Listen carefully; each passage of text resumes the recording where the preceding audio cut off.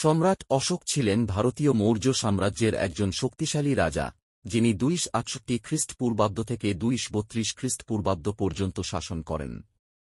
তাঁর জীবনের প্রথম দিকে নিষ্ঠুর হিসেবে পরিচিত হলেও কলিঙ্গ যুদ্ধের ভয়াবহতা দেখে তিনি বৌদ্ধ ধর্ম গ্রহণ করেন এবং শান্তি, অহিংসা ও নৈতিকতার উপর ভিত্তি করে একটি শাসন ব্যবস্থা প্রতিষ্ঠা করেন।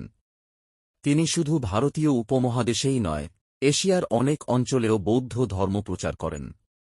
প্রাথমিক জীবন ও রাজত্ব, জন্ম ও বংশ পরিচয়। তিনি মৌর্য সম্রাট বিন্দুসার এবং রানী ধর্মর ঘরে জন্মগ্রহণ করেন। তাঁর জন্মস্থান ছিল পাটলিপুত্র, বর্তমান পাটনা।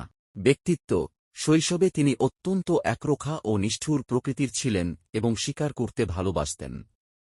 সিংহাসন: পিতার মৃত্যুর পর সিংহাসনের জন্য একটি উত্তরাধিকারের লড়াই হয়েছিল। এই লড়াইয়ের পর তিনি মৌর্য সাম্রাজ্যের তৃতীয় শাসক হিসেবে সিংহাসনে আরোহণ করেন। কলিঙ্গ যুদ্ধ ও বৌদ্ধ ধর্ম গ্রহণ। কলিঙ্গ যুদ্ধ: সিংহাসনে আরোহণের পর তাঁর একমাত্র প্রধান যুদ্ধ ছিল কলিঙ্গ যুদ্ধ, বর্তমান ওড়িশা। বিপ্লব: যুদ্ধের ভয়াবহতা দেখে তাঁর মনে গভীর পরিবর্তন আসে এবং তিনি বৌদ্ধ ধর্ম গ্রহণ করেন। ধর্মীয় ও সামাজিক নীতি।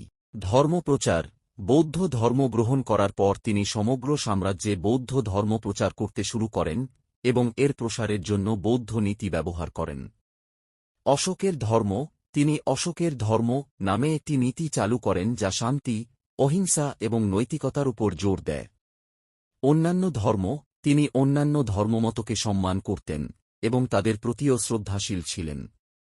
জনকল্যাণ: তিনি জনসাধারণের কল্যাণ ও সামাজিক কাজকর্মে বিশেষ মনোযোগ দেন।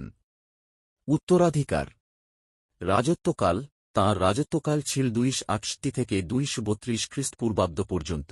প্রভাব: তিনি তাঁর রাজ্য জুড়ে বৌদ্ধ ধর্ম ও শিল্পের প্রসারে গুরুত্বপূর্ণ ভূমিকা পালন করেন এবং তাঁর নীতিগুলি ভারতীয় উপমহাদেশে গভীর প্রভাব ফেলে।